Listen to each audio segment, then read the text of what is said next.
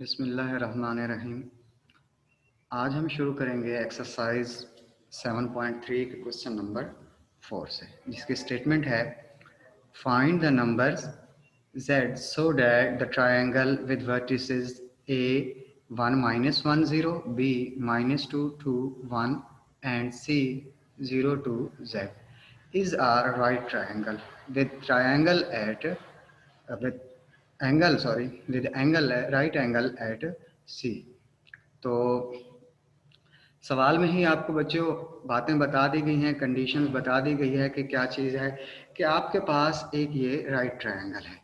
मैंने वो triangle draw की है ए बी सी, जिसमें सी को राइट एंगल पे ड्रा किया है। यानी एक ट्रायंगल ड्रा करके आपने पॉइंट सी को कहाँ पर लिखना है, राइट एंगल वाली जगह पे। बाकी ए बी अपनी मर्जी से कहीं पर भी लिख सकते हैं। ये हमारे पास होगी एक राइट ट्रायंगल। तो जो हमें पॉइंट्स गिवन है मैंने उनको वेक्टर्स की फॉर्म में लिख लिया है, पोजीशन वेक्टर्स की फॉर्म में लिख लिया है। यानी O A is equal to I minus J plus 0 K, जो कि हमारे पास थे 1 माइनस 1 और 0। इस तरह बी है ना, माइनस 2 2 और 1, उसको लिख लिया है माइनस 2i प्लस 2j और प्लस के। इसी तरह सी है 0 2 और z, तो उसका पोजीशन वेक्टर लिखेंगे O C is equal to 0i plus 2j plus z K. तीन वेक्टर्स हमें गिवन है, हमने तीनों को पोजीशन वेक्टर की फॉर्म में लिख लिया। अब ये लिखने के बाद हमारे पास जो सवाल था उसके मुताबिक तो ये एक राइट ट्रायंगल है, ठीक है जी। अब राइट के लिए कंडीशन ये होती है कि उनके कोई से भी दो जो आपके पास साइड्स हैं उनका डॉट प्रोडक्ट लें, यानी जो दो हमारे पास वेक्टर्स गिवन है वो इक्वल टू 0 है। अब जो मैंने राइट ट्रायंगल बनाई हुई है उसमें अगर मैं देखता हूँ तो सी ए, ये सी ए साइड जो है वो दरअसल राइट एंगल यानी बिल्कुल परपेंडिकुलर है सी बी के। सवाल की कंडीशन के मुताबिक क्या है कि जिसमें लिखा हुआ था कि सी पर राइट एंगल होना चाहिए, तो उसके मुताबिक सी ए जो है वो परपेंडिकुलर है सी बी के। अब हमें राइट एंगल के लिए हमने पढ़ा हुआ है कि परपेंडिकुलर की जब कंडीशन आए डॉट प्रोडक्ट इक्वल टू 0 होता है। तो डॉट प्रोडक्ट तो बाद में फाइंड करेंगे, पहले तो हमें उन साइड्स का पता हो कि आखिर वो साइड्स क्या हैं, उनकी वैल्यूज़ क्या हैं। जो सवाल हमें गिवन था उसमें तो जस्ट उनके पोजीशन वेक्टर हमने लिखे ओ ए ओ बी ओ सी। तो पहले साइड्स फाइंड कर लेते हैं, यानी सी ए फाइंड कर लेते हैं। सी ए दरअसल इक्वल आएगा ओ ए माइनस ओ सी। अब यहाँ पर इनकी वैल्यूज पुट कर देंगे, ये ओ ए की वैल्यू है, फिर ये माइनस और ये ओ सी की वैल्यू है। अब इन दोनों वैल्यूज़ को हमने ऐड और सब्ट्रैक्ट करना है। तरीकाकार आपको पता है ऐड और सब्ट्रैक्ट करने का कि आई वाले के साथ, इसी तरह जे वाले जे के साथ और के वाले के साथ। यानी आई का यहाँ पे कोएफिशिएंट 1 है और इधर 0 है, तो 1 माइनस 0 आप इस तरह करेंगे, ठीक हो गया जी। और इसी तरह माइनस जे है इधर, यानी -1 कोएफिशिएंट है जे का और इधर 2 है, तो -1 -2 करेंगे। और इसी तरह से यहाँ पे k का कोएफिशिएंट 0 है तो 0, और जबकि यहाँ पे z है तो 0 माइनस z। इस तरह से आपने इनको करना है। तो मैंने अलग अलग लिख लिए हैं, यानी ऐसे ही आई जे माइनस जे प्लस 0 के, माइनस को अंदर मल्टीप्लाई किया है तो -0i -2j और -z के। अब देखें आई का सिर्फ ये एक है, जबकि इधर तो 0 है। अब 1 में से 0 माइनस भी कर दें तो रिजल्ट आएगा आई। -j -2j ऐड होंगे तो -3j हो जाएंगे। प्लस 0 के है, -z के है, तो रिजल्ट बाकी बच जाएगा -z के।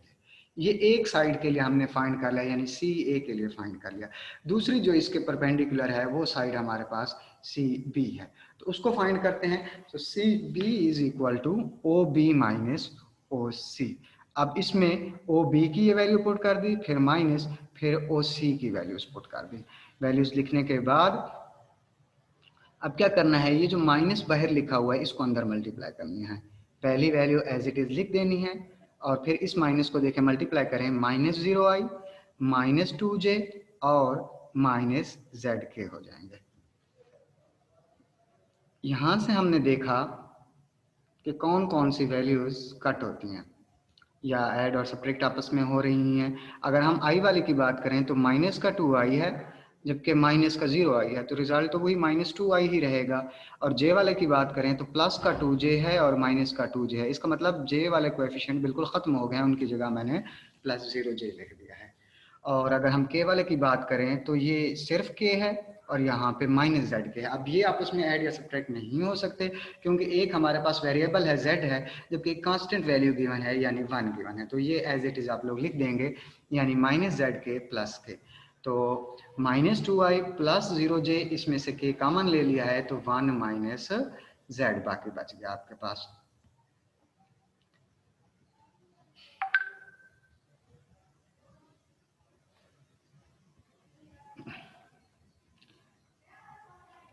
नेक्स्ट देखें बच्चों, ये करने के बाद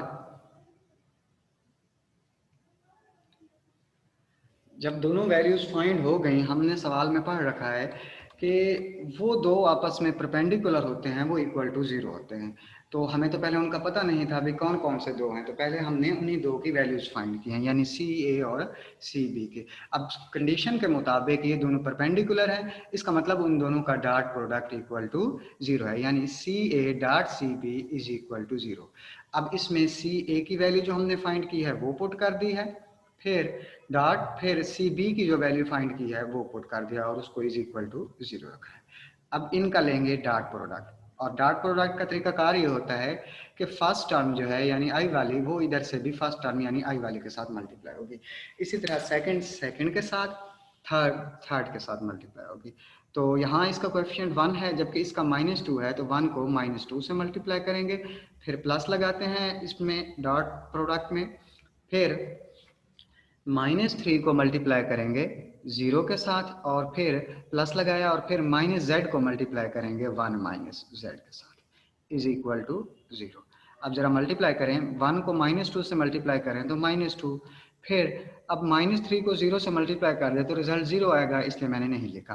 प्लस अब इसकी बारी है, -z को पहले 1 के साथ करेंगे तो -z, और फिर -z को -z के साथ करेंगे तो +z², यानी हमारे पास रिजल्ट आया -2 -z plus z² is equal to 0। अब इनको तरतीब से मैंने लिख लिया है, यानी z² पहले लिख लिया है, -z -2 इज इक्वल टू 0।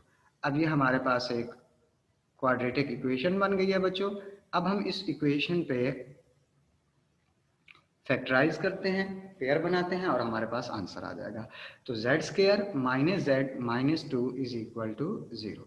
तो जो फर्स्ट वैल्यू है उसको एज इट इज लिख लें, यानी z² ऐसे ही, लास्ट को भी ऐसे ही लिख लें यानी -2 को। दरमियान में जो -z है उसकी जगह चेंजिंग आई है, वो क्या लिखा गया है, -2z + z।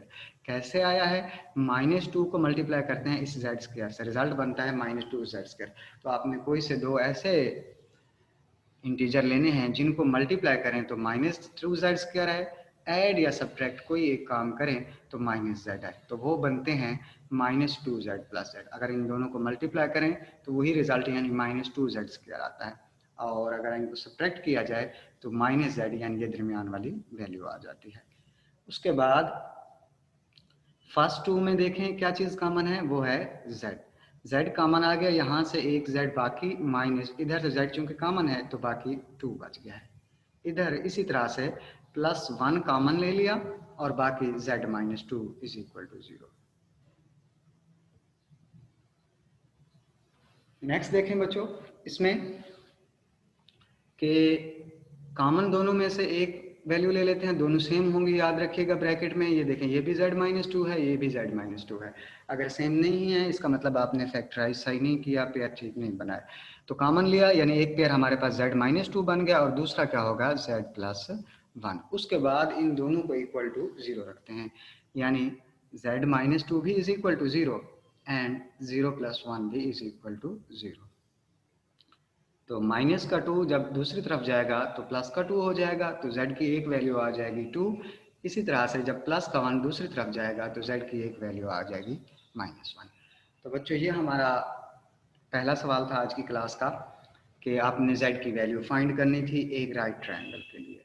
तो हमने राइट ट्रायंगल ली, उसमें से हमने उन दोनों का डॉट प्रोडक्ट लिया, इक्वल टू 0 रखा, तो जहाँ से हमें z की वैल्यूज़ मिल गई, एक z की वैल्यू आई है 2, जबकि दूसरी z की वैल्यू आई है -1।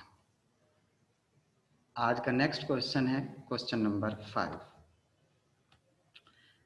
जो कि ये है, if v is a vector, v एक वेक्टर है फॉर विच, जिसमें v dot I is equal to 0 है, v डॉट जे भी इज इक्वल टू 0 है और v डॉट के भी इज इक्वल टू 0 है, देन फाइंड v। v को i के साथ भी मल्टीप्लाई किया है तब भी जवाब 0 है, v को j के साथ मल्टीप्लाई किया है तब भी जवाब 0 है और v को k के साथ मल्टीप्लाई किया है तब भी जवाब 0 है। तो ये बताएं कि v क्या है।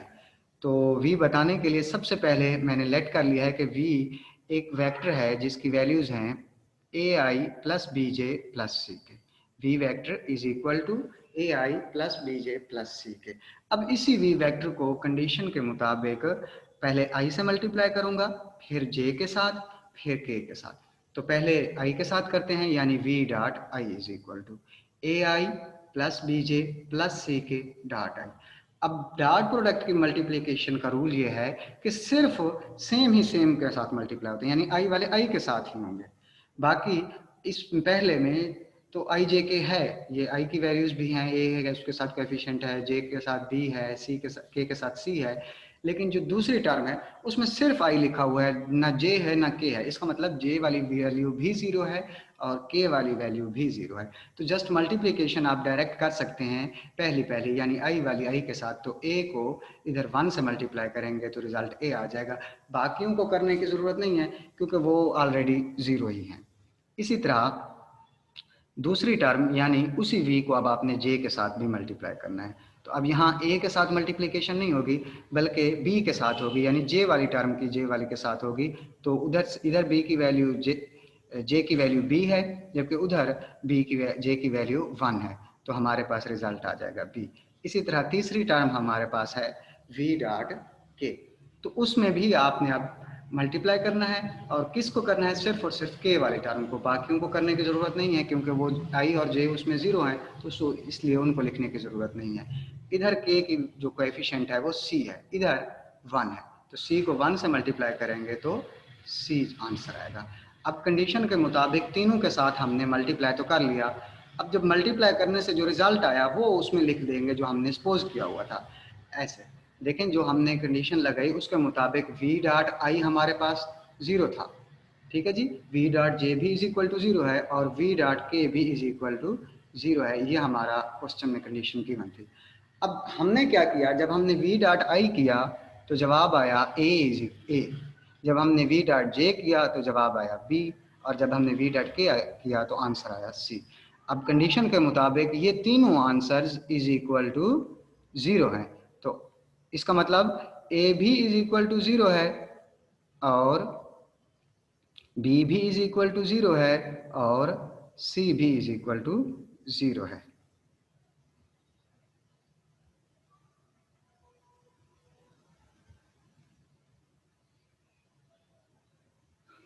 तीनों को इक्वल टू 0 पुट किया। जब तीनों वैल्यूज फाइंड हो गई तो हमने जो वेक्टर सपोज किया हुआ था, यानी वेक्टर v जो हमने सपोज किया था स्टार्ट में ही कि वो है ए I plus B J plus C K, अब वो इसमें हम पुट कर देंगे। जो तीनों वैल्यूज फाइंड की हैं वो हम इसमें पुट कर देंगे, यानी ए की जगह पर 0, बी की जगह पर भी 0 और सी की जगह पर भी 0। उससे क्या हुआ, सारा का सारा रिजल्ट 0 हो गया। इसका मतलब जो हमने वेक्टर v फाइंड कर लिया है वो एक ऐसा वेक्टर है जिसका आंसर 0 आया है। और जो वेक्टर जिसका आंसर 0 हो या जिसकी मैग्नीट्यूड 0 हो या सारी वैल्यूज 0 हों तो वो वाला वेक्टर नल वेक्टर कहलाता है। तो जो वेक्टर हमने फाइंड करना था, यानी जो हमें क्वेश्चन में दिया गया था कि आपने v की वैल्यू फाइंड करनी है कि v आखिर क्या है, तो v बच्चों इस सवाल में इज इक्वल टू 0 है और उसको नल वेक्टर भी कहा जाता है। ये हमारा 5वां सवाल हो गया। उसके बाद नेक्स्ट क्वेश्चन की जानब चलते हैं बच्चों। उसमें यह है कि show that vectors 3i minus 2j plus के, एक वेक्टर ये हो गया, दूसरा है i माइनस 3j प्लस 5 के, ये दूसरा हो गया, और एक तीसरा वेक्टर है 2i प्लस j माइनस 4 के। फॉर्म अ राइट एंगल, ये आपने बताना है कि ये राइट एंगल बनाते हैं। राइट एंगल बनाते हैं इसका मतलब ये हुआ कि इनका प्रोडक्ट जो है, डॉट प्रोडक्ट, वो इक्वल टू 0 है। पहली बात राइट एंगल की तरफ। अच्छा जी, तो तीनों को मैंने लिख लिया है, नाम दे दिए हैं ए बी और सी का, ए बी और सी का। तो ये तीनों जो हमारे पास वेक्टर्स आए हुए हैं, उन तीनों के लिए राइट एंगल के लिए जो हमारे पास सवाल में कंडीशन है, वैसे वो मुकम्मल ये है कि राइट ट्रायंगल है। तो पहली बात कि ट्रायंगल प्रूव करनी है, फिर दूसरी बात कि वो राइट है। तो ट्रायंगल के लिए बच्चों एक बात याद रखें कि दो चीज़ें होती हैं। एक ये कि उसकी कोई सी आप दो साइड्स का सम लें, तीसरी के इक्वल आ जाए, दो साइड्स का सम लें, तीसरी के इक्वल आ जाए, तब भी वो ट्रायंगल है। दूसरा ये कि उसकी तीनों साइड्स का सम इज इक्वल टू 0 रखें, इज इक्वल टू 0। दोबारा रिपीट कर देता हूँ ट्रायंगल के लिए।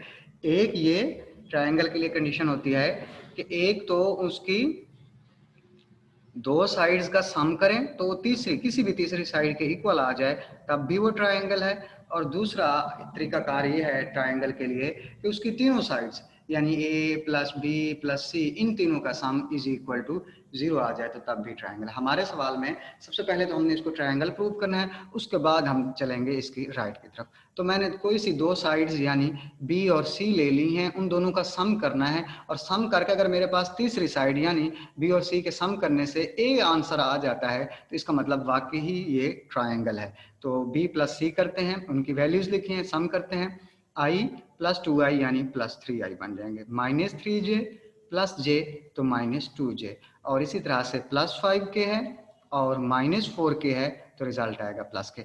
अब जरा ये जो जवाब आया है जरा देखें इसको, 3i माइनस 2j प्लस के, ये दरअसल ऑलरेडी किसी का आंसर नहीं है। 3i माइनस 2j प्लस के ऑलरेडी एक साइड है जिसको a कहा गया है, तो इसका मतलब b और c इन दोनों साइड्स का सम लिया है और आंसर आ गया है a वाला। तो a वाली साइड आ गई है, मैंने कंडीशन शुरू में बता दी थी कि दो साइड्स का सम करें, तीसरी साइड आ जाए तो वो एक ट्रायंगल है। So A B C form a triangle. अब ट्रायंगल तो प्रूव हो गई, अब नेक्स्ट राइट ट्रायंगल। तो राइट के लिए आसान सी शर्त कि उसकी कोई सी दो साइड्स का डॉट प्रोडक्ट इक्वल टू 0 है। तो मैंने पहले दो साइड्स ए और बी ले ली हैं, ए डॉट बी किया है, तो उसमें क्या होगा, आई वाले के साथ मल्टीप्लाई करेंगे, यानी 3 को 1 के साथ। इस तरह जे वालों की बारी है तो -2 को -3 के साथ और के वाले 1 को 5 के साथ। तो ज़रा मल्टीप्लाई करते हैं, 3 को 1 के साथ मल्टीप्लाई करेंगे 3, -2 को -3 के साथ करेंगे तो +6 और +1 को करेंगे 5 के साथ। तो अब इन तमाम को ऐड करें 14। अब देखें इन दोनों का डॉट प्रोडक्ट लिया है लेकिन जवाब आया है 14, जवाब 0 तो नहीं आया। अगर तो आ जाता 0 तो हम कहते हैं कि ए और बी परपेंडिकुलर हैं या यहाँ पे ये राइट एंगल बन रहा है, लेकिन चूंकि जवाब 0 नहीं आया इस वजह से यहाँ पर ये राइट एंगल नहीं बन रहा ए और बी पर। अब हम दूसरी पे चलते हैं, यानी बी और सी को मल्टीप्लाई करके देख लेते हैं। तो बी और सी की वैल्यूज पुट की, उन दोनों को मल्टीप्लाई करते हैं, 1 को 2 के साथ, इसी तरह -3 को 1 के साथ और 5 को -4 के साथ। तो ये 2 -3 और -20। अब इनको ज़रा सॉल्व करते हैं तो ये बनते हैं -21। तो ये भी 0 के इक्वल नहीं आया, तो इसका मतलब ये है कि ये भी परपेंडिकुलर नहीं है, यहाँ पे राइट एंगल नहीं बन रहा। लास्ट साइड रह गई है, यानी सी को ए के साथ मल्टीप्लाई करते हैं। तो सी और ए उन दोनों की वैल्यूज पुट कर दी हैं, फिर उनको मल्टीप्लाई करते हैं, 3 को 2 के साथ और -2 को 1 के साथ, इसी तरह से 1 को -4 के साथ। तो रिजल्ट हमारे पास आएगा